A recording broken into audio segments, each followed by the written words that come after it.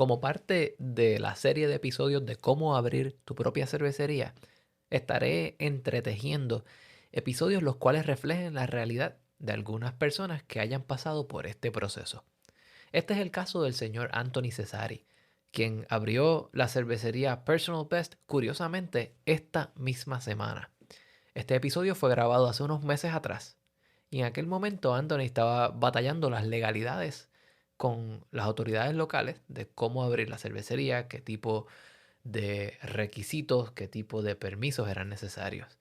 Esta entrevista es en inglés, así que si tienen dudas o preguntas pueden contactarme directamente con mensajes por Instagram, Facebook o correo electrónico de foodengineerpodcast@gmail.com.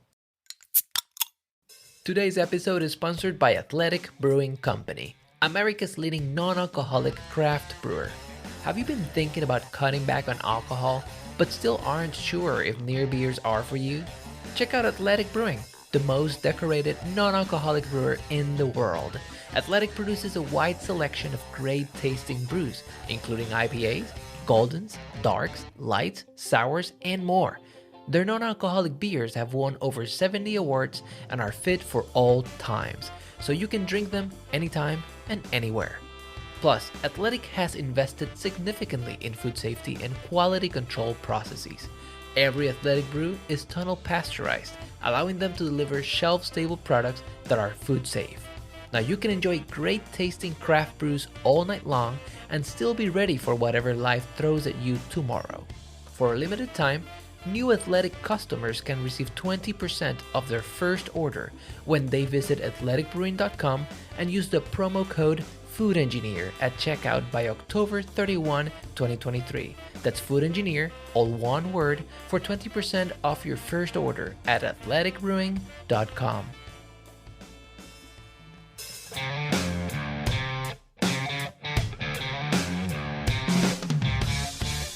Bienvenidos a The Food Engineer Podcast, un podcast dedicado a la exploración de alimentos y bebidas fermentadas. Yo soy tu anfitrión, Cristian Mercado.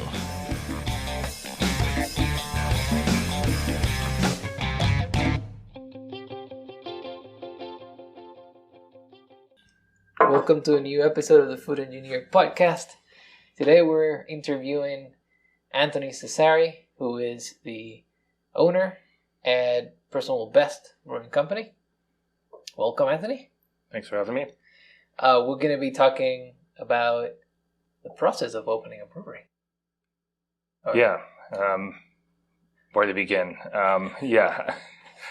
I mean, kind of the realization now is that the brewery part of the brewery, as in our brew space, has been kind of done for a while, for a couple months now. It's the tap room aspect of the brewery that's really building a whole entire bar around the brewery is kind of doubles up the project, which is, everyone wants to have a nice tap room with their brewery, but it was also a full building renovation. So it's basically two, huge projects, and everything went well with the brew house. I mean, some shipping delays and everything, but otherwise that space was on the easier side to get together, and it's really just the renovations and clearing your certificate of occupancy, all these things that you think are going to be quick and easy, but then you realize there's so many little things. So it's basically been a huge chain of lots of little things with interspersed big moments of getting the brew house delivered, getting the steam boiler online for the first time, and all these things. And there's really exciting benchmarks like that, but then there's just tons of small things, unexpected things that you have to finish, complete, redo, and also working with lots of different people is really what a project of this size ends up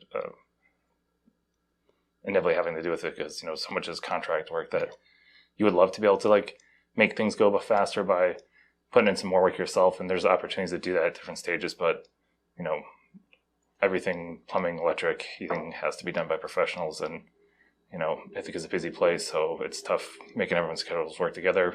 So it's been a long process, but we're finally getting there. That's awesome. Is there any area that you would say it's easy to underestimate for other people that might want to go through opening a brewery? I mean, I heard in the sense that reading comments on the like pro brewers forums and the brewer subreddit that like everyone always is chiming in like, I'm thinking about starting my brewery, and everyone's like, it's going to be more expensive than you think, take longer than you think, and you're going to need more drains than you think. I feel like with the three things it's parented, and I think we got the drain thing covered. That's been well, but yes, the time and money. And granted, you know, we're in a more challenging place in downtown Ithaca. Like, you know, their codes are much more in depth than even like neighboring cities, like in Elmira, New York. Talking to people who've opened a brewery there, how much less like hurdles there are to clear. So there's like a higher threshold to clear, so it kind of makes some of this stuff more challenging. And like I said, just like you're going to have to hire way more people you think that have nothing to do with like the operation. Like you're always thinking ahead, like, oh, look at the taproom staff, front of house, brewers, assistant brewers. But before that, you're going to be dealing with nothing but contractors for a long time, because like they're the ones who are going to get your brewery going, and then you get to become a brewer after you become like a project manager. Like is really what I'm starting to slowly feel like a brewer now. We're back in the pilot system, but for ever it's mostly just like a project management like role, and you know, doing handiwork where I can, where it's not like code specific stuff, like, you know, with the facing of the bar and like building a bleacher for the shuffleboard courts and stuff like that. Right. There's an aspect of project management that many people would not even consider. I guess like it also applies to house building.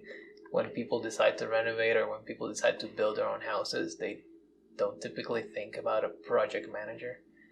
Yeah. But then building a brewery is essentially a very big house with big drains and big utilities.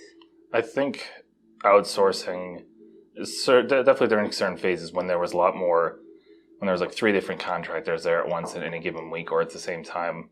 I think there was a phase where it probably would have been smarter to outsource to like a professional project manager, because I think there's people who are much more comfortable in those spaces, and that was something I had to get up to speed with. And just kind of, you know, sensing when you can push back for things and, you know, try to press for like something to come back a little quicker than you think, instead of just being like, oh, sure, like, yeah, whenever you have a time in your schedule. And you kind of learn that you can kind of you can help get things moving faster if you press a little more with, you know, and still being like completely respectful. But it's just not a world I like lived in at all before this.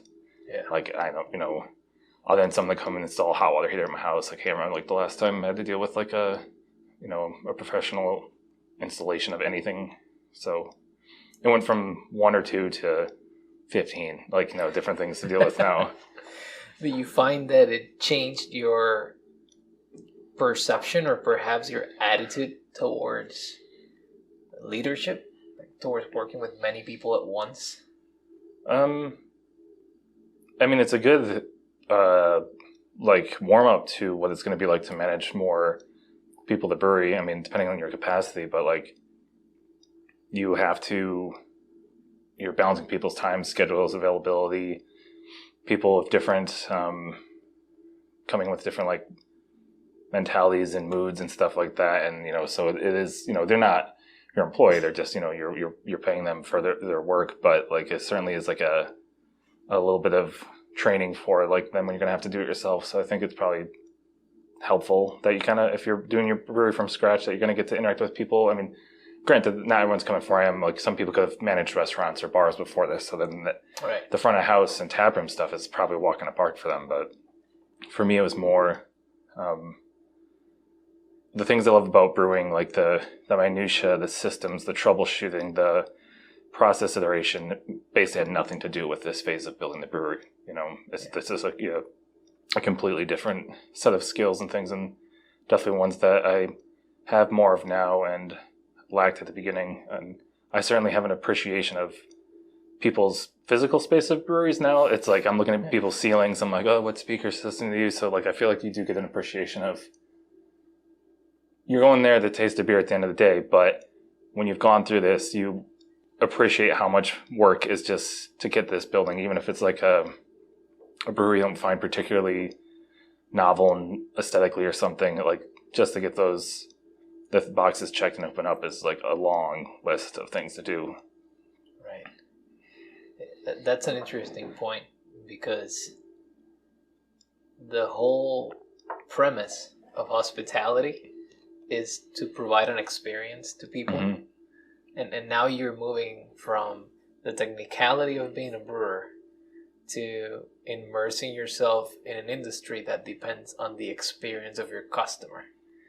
And there's so much that you don't see when you go to those places. Like, I've been to breweries that are covered in art. Mm-hmm. But the art is really a bunch of acoustic panels so that the noise doesn't bounce all around. Yeah. And those are things that you wouldn't be able to tell unless you've gone through the process of having to design that. And it's something we have been mindful of this entire time. Like, we really have tried to think of the whole space as a whole, and considering each new thing we build, finish, refinish, whatever, how it's gonna fit into what we want the vibe to be at the brewery. And it's funny, when you were setting up the lights for the interview, thinking of, we had our lights just typically full blast because we're doing work. And then one evening, since it got dark earlier, my brother was up here helping out, and we dimmed the lights to what level it'd be like. I'm like, oh, okay, well, we mean think to see what the space would look like with what's likely going to be the functional light level, not our just we're in here is getting work done during the day.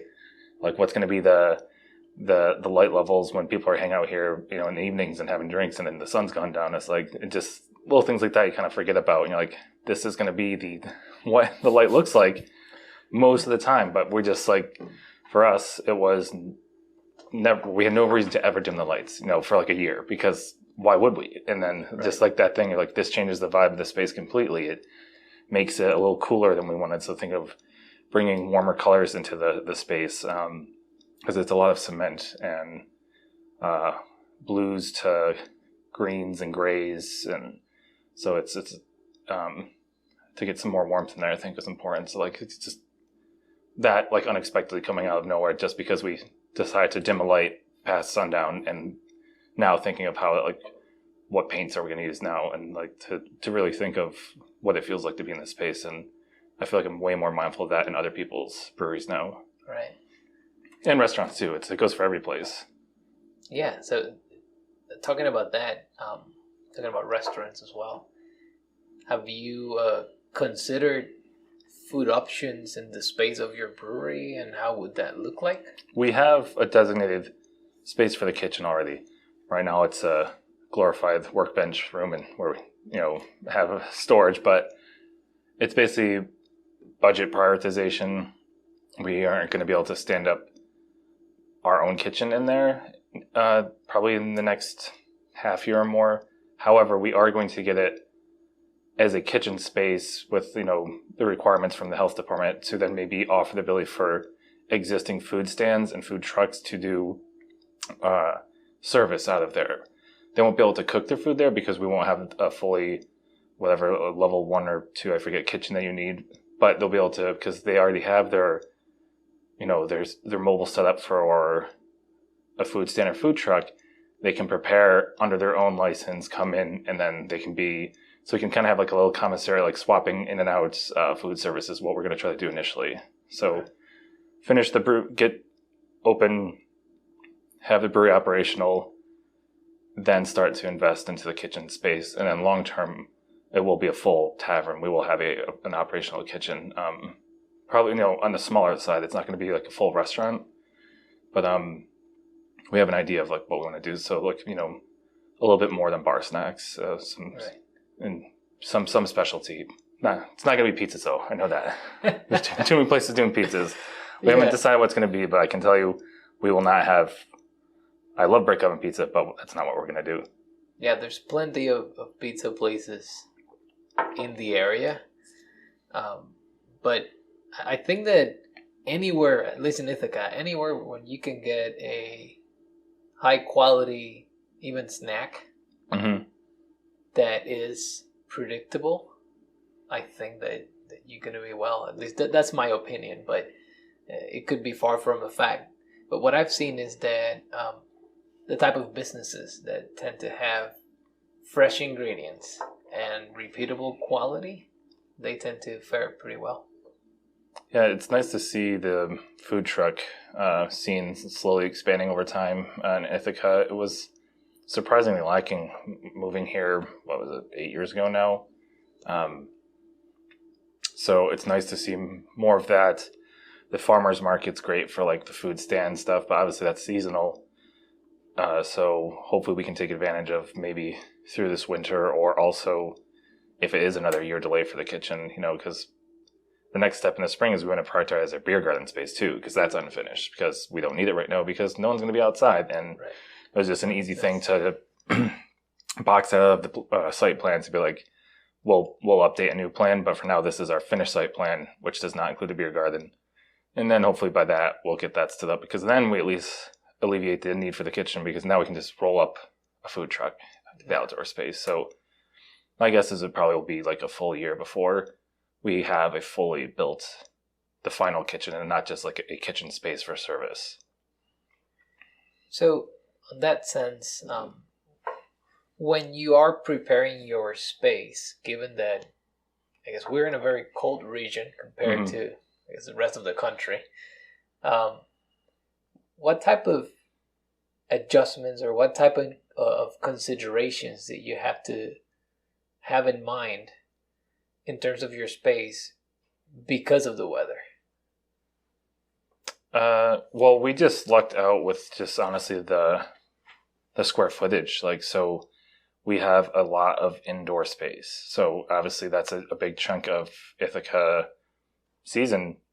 I know obviously the tour season coincides with the summer, so we're going to get a lot of summer traffic, we hope. But families, the people who live here, and obviously the students who are here through the winter too, there's not a ton of places to gather indoors in large quantities. I mean, breweries are some of the best places to do that, and we just have, we're fortunate enough to have a large building that we're going to have a lot of interior space. So that's our all year round space. And then we have plans of what we want to do with the beer garden, but also thinking of how people are going to flow in and out of the space. We have 4 garage doors that we plan to open up during the nice season. So we have always wanted to have the outdoor space and the indoor space blend together, weather permitting. And I think that's also informed like the layout, the feel, how we're going to keep a decent amount of green space out in the beer garden, not just entirely like pea gravel and stuff like that. That'll just be like a limited area. So it's a little kind of, hopefully like a small park atmosphere kind of in downtown Ithaca as part of the exterior space. And then once you're inside, it's a pretty cohesive. When it was empty, it felt colder because, like I said, it's all cinder block and cement. But as we've filled it in and we've used wood wherever possible to bring warmth and softer surfaces, and so it can be like a cozy place to be for the many months where you're just going to be dining and drinking indoors. Like we really wanted to family friendly is something we're going to do. There's breweries out there that don't allow kids. I think it's more of a West Coast thing, it seems, the no kids breweries. But it's an important thing that we want everyone to be able to come and hang out and have food, have drinks, and feel comfortable to be there for longer durations and not just like a quick pit stop. Okay. Seems to me that you have been designing the whole deal as a convertible space that has the ability to house many people inside, but when needed, open the doors. When you want to do shuffleboard, bring in the bleachers, and then the whole space is conducive to changing as you need it. Yeah, that's absolutely something we've been very mindful of in terms of the things that have to be a permanent layout. Like the garage doors are always going to be on that western wall, because they used to be garage doors because their building before it was a health club was an auto body shop, or there may have been an intermittent, but at some point it was an auto body shop. So basically, like where there used to be garage doors got filled in, but like the lentils and everything were already there. So we basically just popped cinder blocks back out and then hung garage doors again. So like the layout of the building informed our floor plan, because we got to do it from scratch because we basically gutted the place. So having that flow in and outdoors, making it feel continuous when the weather is nice, but also thinking of the different ways we can slightly transform the space for different future events we hope to host, like small outdoor concerts or festivals. We've kind of like reserved a back chunk. We're like, okay, this will probably be where if we set up food stalls or like a small like kind of like pop-up outdoor service area, like Ithaca Beer Co. kind of have, they've slowly made that more semi-permanent, their beer garden like service area, like that kind of thing. So even though we're just trying to open and cross the line of getting people in there and serving those first beers, we're still trying to make sure that any decision we're making is considerate of the future, and those space conversions and transferring of people in and out of our space is what we try to keep in the back of our mind. I will make sure that we include some footage of Personal Best and have the viewers have a point of view that reflects everything that we've discussed here. The convertible space, the utilities, the fact that there's a space for prepping foods, the ability to move back and forth between outdoors and indoors.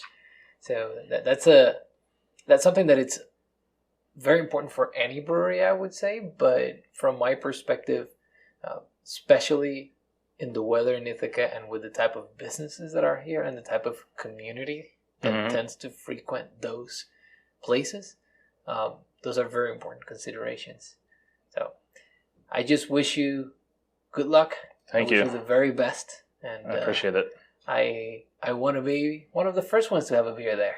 So. I think they'll be good friends and family, soft open, make sure everything runs and operates. So if things fail on the first time, we'll just be close friends, and then we'll have the grand opening for the public. So you'll definitely be there, because we'll invite all the Ithaca homebrew guys there too. Right. The homebrew clubs are an important thing. I wanted to ask you, if someone were to start a brewery today and would ask for advice from you, what 3 main things would you say that they should consider? The easy one is like, your budget is likely not enough. There's so many unexpected expenses. Obviously, this is even conversations about inflation and cost of goods. And obviously we did it through a big chunk of the pandemic, so we saw shipping like skyrocket for some items, but luckily it's come back down. But yes, number one, undoubtedly expect to need more money. And what are you going to do about it? How long can you, essentially tread water if there's unexpected delays? Because that will, like I said, with the things you read, it's going to take longer than you think. It's going to cost more than you think. And the drain one's a little cheeky, but I would say more it's you're going to rely on more people than you think. Because especially if you're coming from a home brewer, you're your own, you're a one-man band. And then many breweries have been successful at opening phases up to 10 barrels, where it's one brewer essentially doing it. And, it's the person's like entire life. But if the space is not almost already there, and certainly if it's not turnkey, you are going to have to rely on a tremendous amount of people, both as professionals and to support, because it's going to always go a little longer and be a little harder than you probably expected, no matter how good you're at planning, because it's just too many moving parts. And you think as a brewer, you anticipate these things, because that's such for me, an enjoyable part of breaking down a brew day is anticipation of variables and how can I control those. But you blow it up to an entire site where you have to build a building or remodel a building, and it's a whole different dynamic. And I think it's like, really prepare yourself, if that's something you're not comfortable with, to budget the ability to hire other people to step in where they need to. Because that's another thing, is you can save money up front by making the right decision the first time. And sometimes you think you're saving money by maybe doing something yourself, handling something, and it always almost backfires. It's just like, people are pros for a reason. In the same way you would want to be respected as a professional brewer with how you brew, there's people whose entire life is around getting things like this done quicker. And it's fun to do it all yourself, but it's not functional unless you're dealing with a very small, like nanoscale space. Okay. Wow. I would expect, as usual, that with the pandemic being in the middle of your build, there will be a lot of changes. How would you say that your entire scope changed as part of being in the middle of a pandemic? Oh, I mean, we have a very literal shift in plans. We were initially going to, the way kind of the existing slab, plumbing, electrical kind of was configured from the former health club. There was kind of a quarter of the building, occupying 25% or so. I think it ended up being maybe like 28 to 30 of the 8,000 square feet, and boxing out a corner and starting essentially at nanoscale. And because we don't have to redo a bunch of plumbing, we can work drains into here. This slab is much better, and we'll basically box ourselves in and slowly renovate the rest of the building. For the long-term bigger project, what we're at the time referring to as phase 2, and let's operate as a nano brewery at phase 1 for a year or two, because we basically had the stuff to do that, which is now essentially our pilot system, the 1-barrel system. So right before the pandemic started, we were nearing that project, hitting the final fit and finish stuff, building the bar, cutting into the floor drains and stuff. But we had the walls framed in and everything, and then everything ground to a halt. And the more time we got to go back over the space, brought some more plumbers in, is you're going to have to rip up some of this stuff now, and it makes no sense to do it half of the time, because this is it's kind of like when you, for some services, to the tree cut down is a certain fee. To add another tree, it's really not that much more, because the main thing is for them to come out and bring the trucks. And it's kind of the same way with a lot of stuff. It's if you're going to rip up all the cement and pour the cement just to do a temporary fix, just rip it all up. And when we had the pause, because of the pandemic, it just all of a sudden made sense that, okay, no one's expecting us to open now, right? As in now, when it was the start of the pandemic. Maybe just jump straight to phase 2, and that's essentially what we did. So we blueprints, designs, everything of this previous floor plan that just got thrown out and is worthless and will never be used again, because it was for a specific nanoscale, quarter use of the building. And that's when that realization happened. So it's one of those kind of blessing in disguise things, I think, because now seeing how much work it's taken to get the whole building operational, somehow tiptoeing around a functioning small brewery within that space and renovating the rest of the space would have been impractical. So we kind of got forced into phase 2, which is now our phase 1, because this is it. This is all we're doing by the fact of the pandemic. So that was a huge swerve. And then that's where within a couple months, all of a sudden there was a bare dirt floor, no internal walls, and just a roof, and the exterior walls are all that remained. And it was just a blank slate. And then we've built up from there. So buy one, cry once. Yeah, exactly. Well, thank you for coming here. Thank you for actually being the second interview in my bar. And my pleasure. Yeah, cheers. Cheers. Este episodio fue producido y editado por Cristian Mercado. Le doy muchas gracias a Anthony Cesari, dueño y cervecero principal de la cervecería Personal Best, por haber sacado de su tiempo para hacer esta entrevista. La música que han escuchado ha sido toda del señor Pedro Lavesari, y pueden conseguir la música de Pedro Lavesari yendo a Bandcamp o también siguiendo el link en las notas de este episodio. Acuérdense que pueden seguir a The Food Engineer Podcast en Instagram, Facebook, pueden ir directamente a la página y pueden leer las notas de episodios yendo a thefoodengineerpodcast.com.